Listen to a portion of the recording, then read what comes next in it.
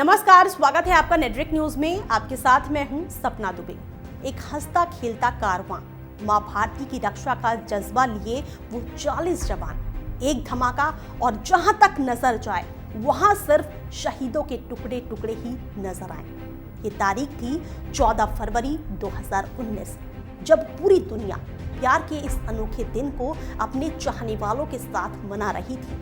ठीक उसी दिन पाक ने अपनी नफरत के खेल का एक और मुहरा फेंका और जम्मू कश्मीर के पुलवामा में सीआरपीएफ जवानों के काफिले पर फिदायीन हमला कर अपने आतंक के खेल को अंजाम दिया।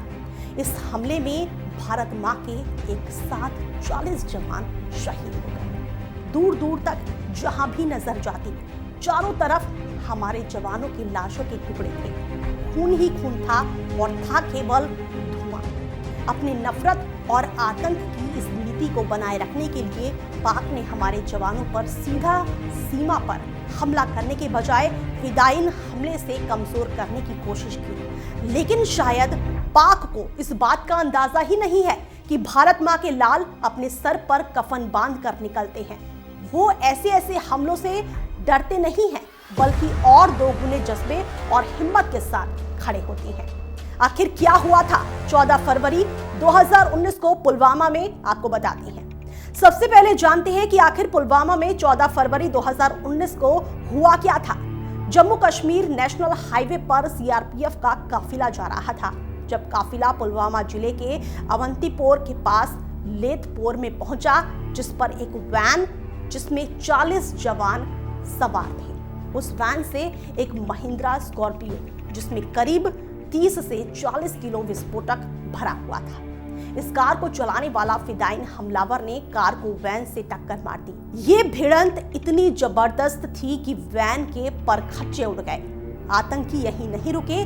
जैसे ही धमाका हुआ, सहायता के लिए अन्य जवानों की गाड़ियां आगे बढ़ी, लेकिन तभी कुछ आतंकी इलाके में छिपकर बैठे थे, जिन्होंने काफी ताबड़तोड़ गोलियां बरसानी शुरू कर दी, जिस कारण कई जवान घायल हो गए। लेकिन इस अचानक हमले से सीआरपीएफ के जवानों को संभलने में थोड़ा सा वक्त लगा। तब तक आतंकी भाग निकले। इस हमले की जिम्मेदारी आतंकी संगठन जैश-ए-मोहम्मद ने ली थी। क्या रही प्रतिक्रिया भारत सरकार की? पुलवामा हमले में शहीद जवानों की शहादत का बदला लेने का मन पहले ही प्रधानमंत्री नरेंद्र मोदी ने बना लिया था। उन्होंने तीखे स्वर में कहा था कि जवानों की शहादत जाया नहीं जाएगी। उन्होंने शहीदों के परिवार के साथ किसी तरह का अन्याय ना होने का आश्वासन दिया। लेकिन इस हमले का बदला लिया गया 27 फरवरी की रात, जब भारत की वायुसेना ने पाक के बालाकोट में हवाई हमला कर एयर स्ट्राइक को अंजाम दिया और बालाकोट में छिपे करीब 300 आतंकियों को मार गिराया। इतना ही नहीं, भारत ने पाक को अपनी ताकत का अंदाजा भी दिलाया।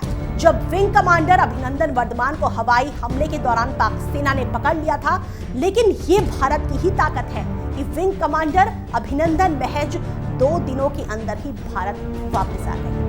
एयर स्ट्राइक के बाद पाक भले ही कई तरह की बहानेबाजी कर रहा हो, लेकिन ये तो पाक सरकार दोनों को भी पता है कि भारत की ताकत अब किसी से कम नहीं रही। अब भारत से जो टकराने की कोशिश भी करेगा तो वो चूर चूर हो जाएगा। हमले के बाद चारों तरफ पाक को वैश्विक तौर पर अलग थलग कर दिया गया और भारत की ताकत का अंदाजा भी पूरी दुनिया को हो गया था।